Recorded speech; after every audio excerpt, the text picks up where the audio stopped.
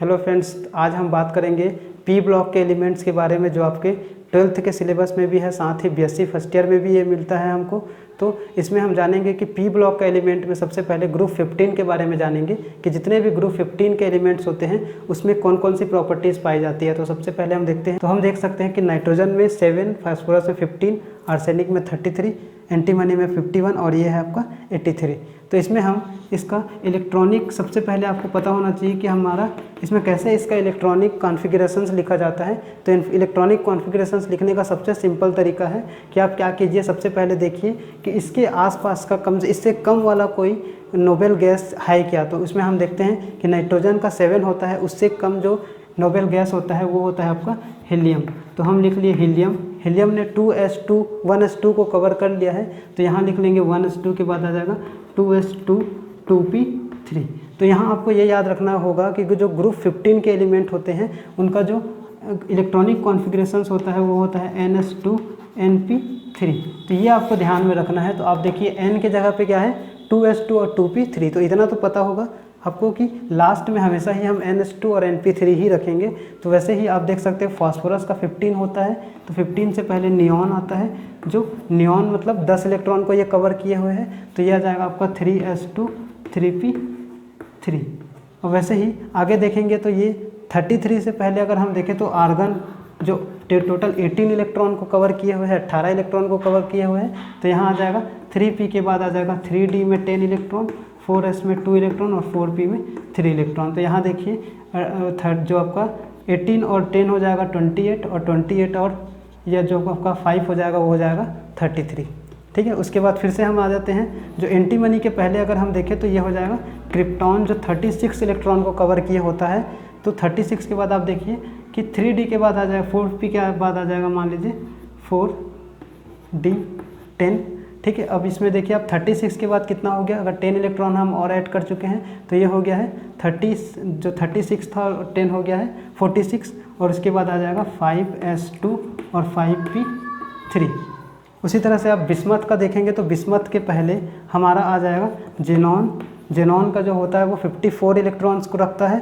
तो यहाँ आ जाएगा 4d के बाद आ जाएगा आपका 4f14, 5p के बाद आ जाएगा 5d 10, और इसके बाद आ जाएगा 6s2 6p3। तो आप फिर से काउंट कर लीजिए 54 और जो 10 होगा 54 और 10 हो जाएगा 64, 68 और 78 और ये हो जाएगा 80, और ये हो जाएगा आपका 83। तो इस तरह से सबसे सिंपल वे में अगर आपको ये इलेक्ट्रॉनिक कॉन्फ़िगरेशंस निकालना होता है तो आप क्या कीजिए, उसके पहले में जो भी आपका नोबेल गैस आ रहा है उसका इलेक्ट्रॉनिक कॉन्फ़िगरेशंस की जगह पे उसको आप लिख दीजिए, फिर आपको ये आसान हो जाएगा। और जो इलेक्ट्रॉनिक कॉन्फ़िगरेशंस की बात होती है तो इलेक्ट्रॉनिक कॉन्फ़िगरेशंस जो आउटर सेल का जो होता है वो ns2 और np3 होता है हमारे 15 ग्रुप के बारे में। तो फ्रेंड्स हम देखते हैं जो अकर्डेंस होता है कि जितने भी ग्रुप 15 के एलिमेंट्स होते हैं वो कहाँ कहाँ पाए जाते हैं। तो सबसे ज़्यादा जानते हो कि जो आपका N2 है, जो नाइट्रोजन होता है वो गैस के फॉर्म में होता है। और गैस आप जानते हो कि नाइट्रोजन गैस कहाँ होता है, नाइट्रोजन गैस हमारे एटमॉस्फेयर में लगभग 79% जो प्रेजेंट होता है। उसी तरह से आप देखेंगे कि हमारा जो फास्फोरस वगैरह होगा, फास्फोरस है ये हमारा ज़्यादातर जो होगा हमारे टीथ वगैरह में होता है, टीथ में बोन्स वगैरह में होता है। तो यहाँ हम लिख सकते हैं कि हमारे बोन्स में फास्फोरस पाया जाता है, हमारे जो टीथ में ये पाए जाएंगे, और साथ ही साथ क्या होगा जितने भी मिनरल्स वगैरह होते हैं इसमें भी ये सब पाए जाते हैं। तो ये हमको लिखना होगा, आसानी से ये सब मिल जाते हैं। उसी प्रकार से जो बाकी के जो अदर होते हैं आर्सेनिक, एंटीमनी और बिस्मथ, ये क्या होंगे, ये सभी हमारे जो अर्थ क्रस्ट होते हैं जिसको हम हिंदी में भूपर्पट्टी के नाम से जानते हैं, तो ये उसमें पाए जाते हैं अर्थ क्रस्ट, जिसको हम हिंदी में भूपर्पट्टी कहते हैं। भूपर्पट्टी जो हमारे मतलब कहने का मतलब हमारे पृथ्वी के नीचे अगर आप खोदोगे तो उसमें ये कई सारे जो अदर जो एलिमेंट्स होते हैं वो पाए जाते हैं। तो अकर्डेंस में आपको याद रखना होगा कम से कम नाइट्रोजन के बारे में कि ये कहाँ होता है, हमारे एटमॉस्फेयर में जो सबसे ज़्यादा मात्रा में पाया जाने वाला गैस है वो नाइट्रोजन ही है। और उसके बाद दूसरे नंबर में जो फास्फोरस है वो तो आप जानते हो, माचिस की तीली में भी रेड फास्फोरस होता है। और हमारा जो बोन्स वगैरह होता है उसमें भी कैल्शियम फास्फेट से ही वो बना होता है, मतलब फास्फोरस है उसमें। दांतों में पाया जाता है, कई प्रकार के खनिजों में ये पाया जाता है। तो इस तरह से ये हमारा अकर्डेंस हो जाता है। अब हम आगे देखते हैं कि इसका जो स्टेट होता है, फिजिकल स्टेट, वो क्या होता है। तो किस किस स्टेट में ये पाया जाएगा। तो इसमें स्टेट की बात की जाए तो हम जानते हैं कि जो आपका नाइट्रोजन होता है वो गैस स्टेट में पाया जाता है, जबकि जो अदर जितने भी एलिमेंट हैं वो किस रूप में पाए जाएंगे, सॉलिड स्टेट में पाया जाता है। तो स्टेट आपको याद रखना होगा, ओनली नाइट्रोजन क्या होगा, गैसेस स्टेट में पाया जाएगा, बाकी सभी क्या होंगे, अदर स्टेट में पाए जाएंगे। फ्रेंड्स अब हम आगे देखते हैं स्टेट के बाद जो हमारा एटोमिसिटी है, एटोमिसिटी जितने भी एलिमेंट होते हैं उसका हिंदी में हम बोल सकते हैं इसको परमाणुता के नाम से जानते हैं कि कितने परमाणु के रूप में पाया जाता है। तो आपको पता है कि नाइट्रोजन हमेशा ही डाई एटोमिक होता है, नाइट्रोजन डाई एटोमिक होता है। डाई एटोमिक मतलब कभी भी नाइट्रोजन जो एग्जिस्ट करता है हमारे यूनिवर्स में वो 2 एटम के रूप में होता है, जिसको हम मॉलिक्यूल बोल देते हैं। तो ये डाई एटोमिक हमेशा ही नाइट्रोजन आपको N2 के रूप में दिखेगा। वैसे ही जो बाकी होते हैं जैसे आपका फास्फोरस है, आर्सेनिक है, एंटीमनी और बिस्मथ, ये सभी टेट्रा एटोमिक के होते हैं। टेट्रा एटोमिक इसका मतलब क्या है, टेट्रा एटोमिक का मतलब है कि इसमें हमेशा यहाँ अगर आपको फास्फोरस लिखना है तो P4 ही लिखना पड़ेगा, आर्सेनिक लिखना है तो AS4 ही लिखना पड़ेगा, जबकि नाइट्रोजन लिखना है तो आपको N2 ही लिखना पड़ेगा। तो ये एटोमिसिटी होती है कि अगर आप क्या करते हो, इसको देखते हो तो ये डाई एटोमिक होगा, बाकी सभी क्या होंगे, टेट्रा एटोमिक होंगे। फ्रेंड्स जो हमारा नेक्स्ट होता है वो है हमारा आयोनाइजेशन एनर्जी, जिसको हम हिंदी में आयनन ऊर्जा के नाम से जानते हैं। तो आयोनाइजेशन एनर्जी के बारे में हमने आपको बता रखा है कि अगर आप क्या करते हो, किसी भी ग्रुप में ऊपर से नीचे की तरफ आते हो तो ऊपर से नीचे आने पर जो आयनन ऊर्जा होती है, आयोनाइजेशन एनर्जी होती है, वो क्या होती है, कम होती जाती है, क्योंकि एट्रैक्शन क्या होता है, कम होता चला जाता है। कारण होता है उसके सेल के नंबर में इंक्रीज होना, सेल का जो नंबर होता है। तो इसीलिए नाइट्रोजन, फास्फोरस, आर्सेनिक ऐसे अगर आप नीचे उतरते हो तो आप जानते हो कि नाइट्रोजन का साइज छोटा होता है, फास्फोरस का उससे बड़ा होता है और आर्सेनिक का सबसे उससे भी बड़ा होता है। तो जैसे जैसे साइज बढ़ता जा रहा है आखिरी के इलेक्ट्रॉन को निकालना उतना ही आसान होते जा रहा है। इसीलिए हम बोलेंगे कि नीचे आने पर आयोनाइजेशन एनर्जी क्या होता है, कम होता है, डिक्रीज होता है। तो इस तरह से आयोनाइजेशन एनर्जी के बारे में भी आपको इसको अच्छे से जानना होगा। फ्रेंड्स जो नेक्स्ट टॉपिक है हमारा वो है इलेक्ट्रोनेगेटिविटी, जिसको हम हिंदी में विद्युत ऋणात्मकता के नाम से जानते हैं। आप लोगों को पता ही है कि अगर हम पीरियोडिक टेबल में लेफ़्ट टू राइट मूव करते हैं, लेफ़्ट से राइट की तरफ जाते हैं तो इलेक्ट्रोनेगेटिविटी क्या होती है, बढ़ती है, जबकि ऊपर से नीचे आने पर इलेक्ट्रोनेगेटिविटी का मान क्या होता था, कम होता था। तो हम 15 ग्रुप की बात करें तो हम 15 ग्रुप में क्या कर रहे हैं, nitrogen, phosphorus, arsenic, antimony, bismuth नीचे की ओर आ रहे हैं। और जैसे जैसे आप नीचे आते जाओगे श्योर है कि इलेक्ट्रोनेगेटिविटी का जो मान है वो क्या होता जाएगा, कम होता जाएगा। तो मैं लिख सकता हूँ इलेक्ट्रोनेगेटिविटी को हम यहाँ EN लिखना है शॉर्टकट में। तो इलेक्ट्रोनेगेटिविटी क्या होगा, डिक्रीज होगा। इसका मतलब क्या है, डिक्रीज मतलब कम होगा। तो आपको ये भी पता होना चाहिए कि इलेक्ट्रोनेगेटिविटी ऊपर से नीचे आने पर कम होता है। उसी तरह से हमारा जो नेक्स्ट है वो है आपका मेल्टिंग पॉइंट और बॉइलिंग पॉइंट। तो मेल्टिंग पॉइंट जिसको हम हिंदी में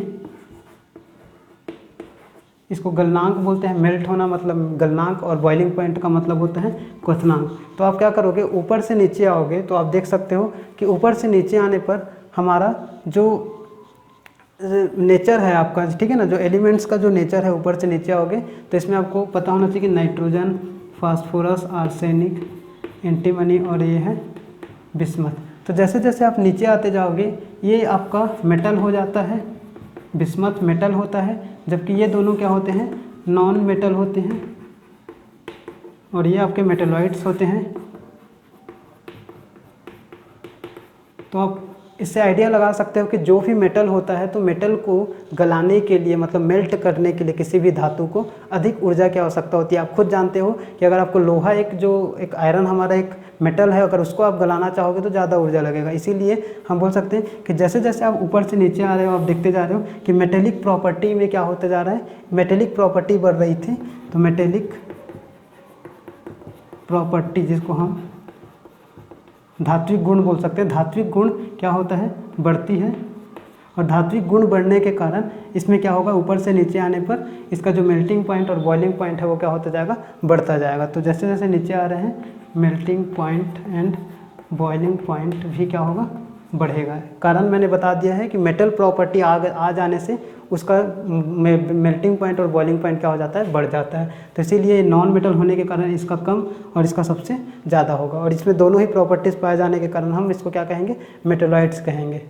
तो फ्रेंड्स अब हम देखते हैं कि एटॉमिक एंड आयनिक रेडाई, जिसको हम बोलते हैं कि परमाणु त्रिज्या या बोल सकते हो परमाणु का साइज क्या होता जाएगा ऊपर से नीचे आओगे तो हमने बताया कि नाइट्रोजन में क्या होता है, नाइट्रोजन का जो साइज होता है वो थोड़ा छोटा होता है, फास्फोरस का साइज उससे भी बड़ा होता है। कारण है कि जो इसमें सेल हैं, इसमें देखिए आप नाइट्रोजन को अगर आप लिखोगे तो 2 and 5 लिखोगे, इसको आप लिखोगे तो 2, 8, 5 लिखोगे, मतलब 1, 2, 3 सेल हैं। वैसे ही आर्सेनिक अगर आपको लिखना है तो आर्सेनिक का हमने बताया था 33, 2, 8, 18, उसके बाद आ जाएगा 5, ठीक है। तो ये हो जाएगा इस तरह से। इसमें आप देखिए 1, 2, 3, 4, 1, 2, 3, 4, तो आप देखते जा रहे हैं कि जैसे ऊपर से नीचे आ रहे हैं साइज बढ़ रहा है। साइज बढ़ने का कारण क्या है कि आपका जो सेल का नंबर ऑफ सेल हैं, ठीक है ना, नंबर ऑफ सेल ये क्या होते जा रहे हैं, इंक्रीज़ होते जा रहे हैं। तो भाई अब सिंपल सा बात है कि यहाँ से अगर आप यहाँ देखोगे तो इसका जो रेडियस है वो रेडियस क्या होता जाएगा, साइज के कारण क्या होता जाएगा, बढ़ता जाएगा। तो इसीलिए हम जैसे जैसे 15 ग्रुप में नीचे की तरफ आते हैं, इसका जो एटॉमिक रेडियस है, एटॉमिक रेडियाई है, वो क्या होगा, इंक्रीज़ होगा, मतलब ऐसे बढ़ेगा बोल सकते हैं हम। उसी तरह से आयनिक रेडियाई भी क्या होगा, बढ़ेगा। तो आपको ये बिल्कुल पता होना चाहिए कि क्या हो रहा है, ऊपर से नीचे आने पर क्या हो रहा है। फ्रेंड्स तो अब हम बात करते हैं ऑक्सीडेशन नंबर के बारे में, मतलब हम इसको क्या बोल सकते हैं, हिंदी में हम जानते हैं ऑक्सीकरण संख्या बोला जाता है इसको। तो ऑक्सीकरण संख्या का क्या मतलब है, ऑक्सीकरण संख्या का मतलब है कि जो नाइट्रोजन होगा, यहाँ तो लगभग हमको मालूम है कि जो NH2 NP3, इसका मतलब ही है कि ये लगभग 2 से लेके 5 तक का वेरी करेंगे ये। तो इसीलिए इसमें लिखा गया है कि नाइट्रोजन देखो आप सब में +3 तो पाया ही जा रहा है, प्लस साथ में किसी किसी में +5 भी है। तो यहाँ ये नाइट्रोजन का जो ऑक्सीडेशन नंबर है आप देखिए ये सभी पाया जा रहा है, जबकि फास्फोरस में देखिए आप ये है। तो इस तरह से ये सभी ऑक्सीडेशन नंबर है। ऑक्सीडेशन नंबर का मतलब क्या होता है, कोई भी जो एटम होता है वो मॉलिक्यूल फॉर्म करने के लिए जितना इलेक्ट्रॉन किसी से लिया या दिया, वो जो नंबर होगा वो क्या कहलाता है, ऑक्सीडेशन नंबर कहलाता है। आप इसमें एक चीज़ देख रहे हो कि ऊपर से नीचे आने पर देख रहे हो +3 ऑक्सीडेशन संख्या सभी में पाया जा रहा है, बाकी सभी +5 तो कम होते जा रहा है जैसे जैसे हम नीचे की ओर आ रहे हैं। तो ये इसका कारण क्या होता है, इसका कारण होता है इनर्ट इफेक्ट। इस इफेक्ट को बोलते हैं इनर्ट पेयर इफेक्ट। ये बहुत ही ज़्यादा पूछा जाने वाला सवाल है, इसको हम हिंदी में नाम दे देते हैं। इसका नाम होता है अक्रिय युग्म प्रभाव। तो इसके बारे में आप जान के रहो कि जैसे जैसे हम क्या करते हैं ऊपर से नीचे की तरफ आते हैं हमारे 15 ग्रुप में, तो क्या होता जाता है +3 ऑक्सीडेशन स्टेट ज़्यादा स्टेबल दिखाई देता है हमको। अब देखिए जैसे जैसे नीचे आ रहे हैं +3 तो पाया जा रहा है लेकिन +2 नहीं पाया जा रहा है। तो इसका मतलब क्या है कि जैसे जैसे हम ग्रुप में नीचे आते हैं तो +3 ऑक्सीडेशन स्टेट स्टेबल होता जाता है।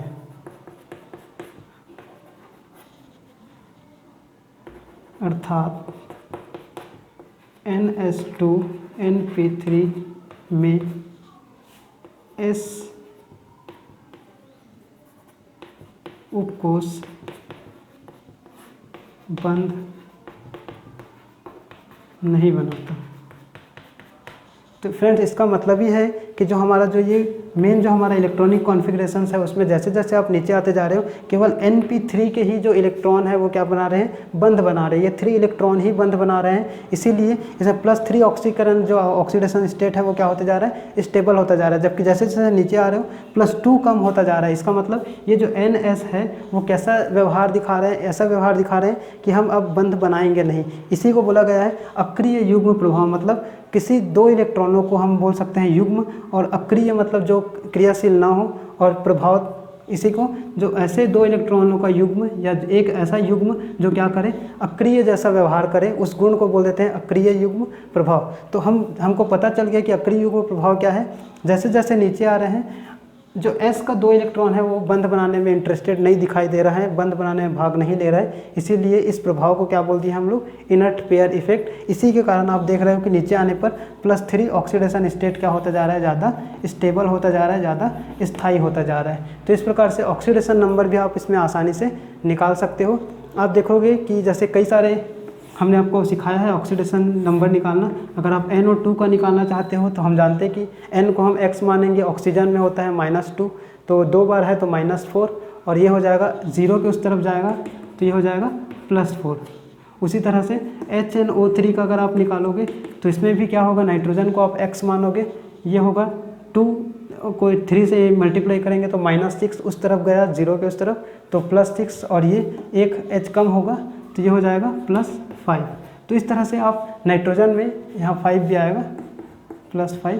तो इस तरह से आप क्या कर सकते हो, N2 में देखोगे तो N2 का क्या आ जाएगा, 0 आ जाएगा। तो कुल मिला के ये तो ऐसे भी स्टेबल ही होता है, इसीलिए इसका 0 आता है। तो हमने एक अपने वीडियो में बनाना ऑक्सीडेशन नंबर निकालना सिखाई दिया है, अब उसको देखिए ताकि आप किसी भी एटम का या किसी भी मॉलिक्यूल का आसानी से ऑक्सीडेशन नंबर फाइंड आउट कर सकते हो। तो इस तरह से ऑक्सीडेशन नंबर के आधार पे ही आपको जो आपका इनर्ट पेयर इफेक्ट होगा इसको आपको समझना होगा। तो फ्रेंड्स अब हम बात करते हैं केमिकल प्रॉपर्टीज़ के बारे में। तो जितने भी 15 ग्रुप के एलिमेंट्स होते हैं वो ज़्यादातर हाइड्राइड्स बनाएंगे या तो हैलाइड का भी निर्माण करते हैं। तो सबसे पहले हम देखते हैं हाइड्राइड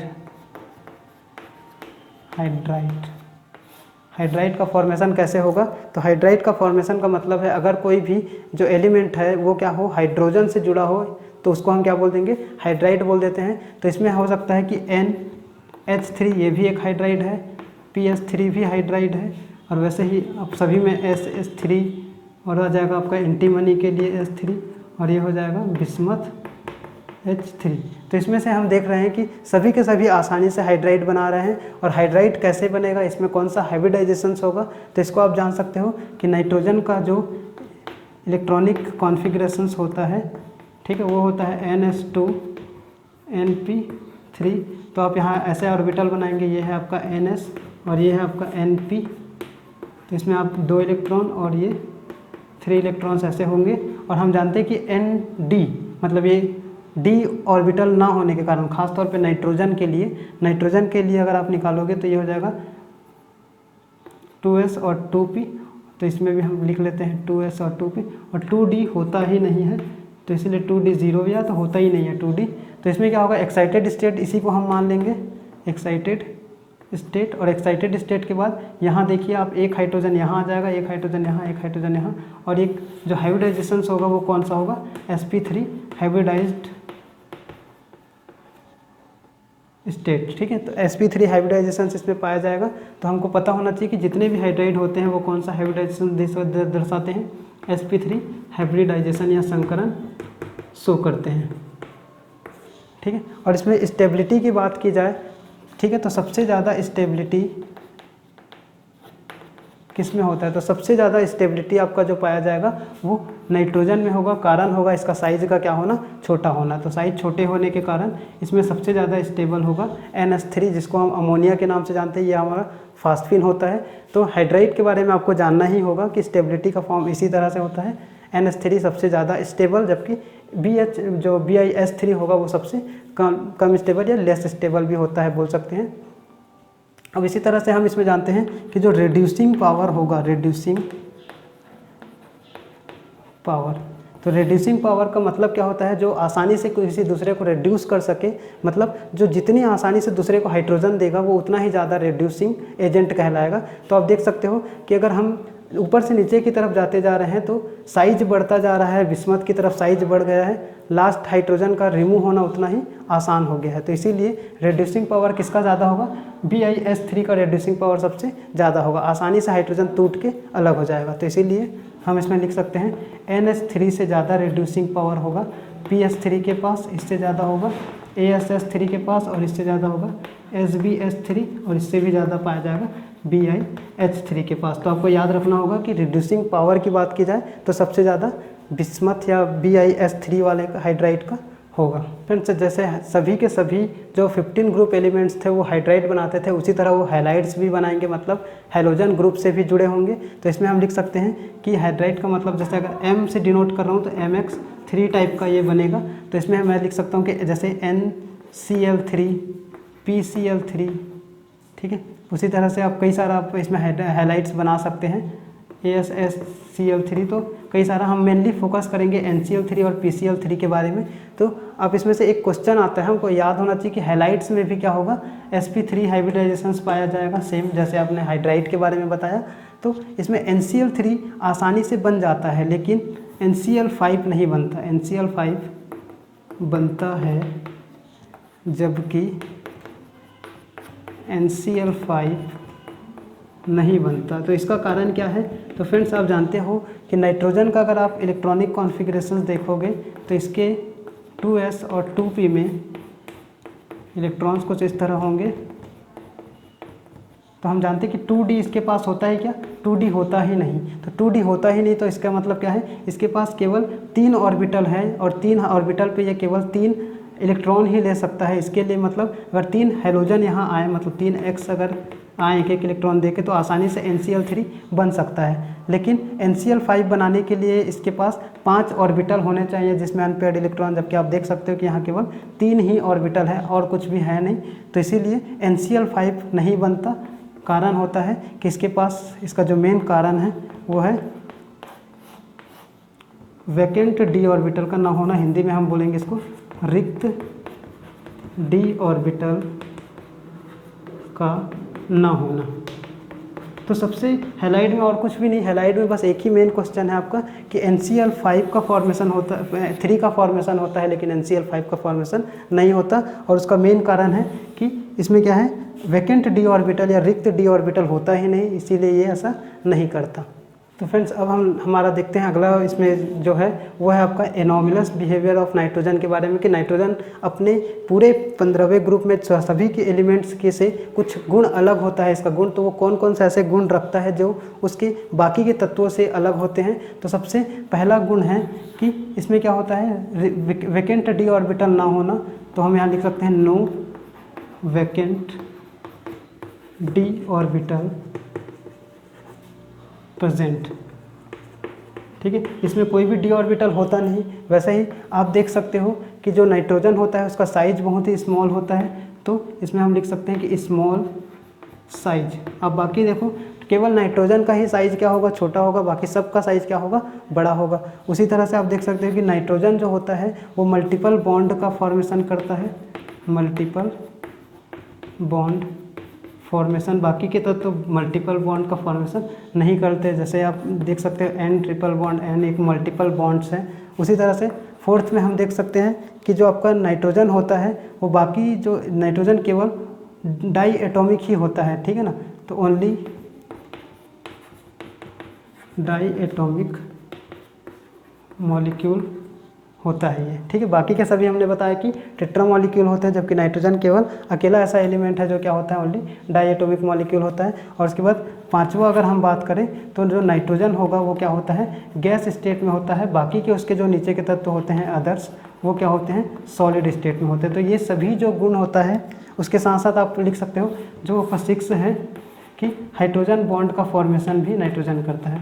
हाइड्रोजन बॉन्ड फॉर्मेशन हमने आपको बताया है कि हाइड्रोजन बॉन्ड क्या है, हमारे वीडियो में है, वो देख लीजिए आप हमारे प्लेलिस्ट में जाके वीडियोस में। तो हाइड्रोजन बॉन्ड का फॉर्मेशन भी केवल नाइट्रोजन ही करेगा, बाकी के तत्व तो नहीं करते। तो ये कुछ असाधारण व्यवहार थे जो नाइट्रोजन शो करता है, अपने बाकी के एलिमेंट्स की अपेक्षा कुछ अलग गुण रखता है। तो इस तरह से पी ब्लॉक के एलिमेंट में हमारा सबसे पहला जो आज का वीडियो था वो है हमारा एलिमेंट्स जो होते हैं 15 ग्रुप एलिमेंट्स बोल सकते हैं हम, 15वें समूह के तत्व। अब हम नेक्स्ट वीडियो लेके आएंगे हमारे आगे 16वें ग्रुप के तत्वों के बारे में। तो आप हमारे चैनल को सब्सक्राइब कीजिए, लाइक कीजिए, और कौन सा वीडियो हमारे बना के दें आपको, इसके लिए आप कमेंट भी कर सकते हैं, ताकि आने वाले वीडियो में आपका सजेशन से हम उस वीडियो को बना के आपको दे सकें। Thank you.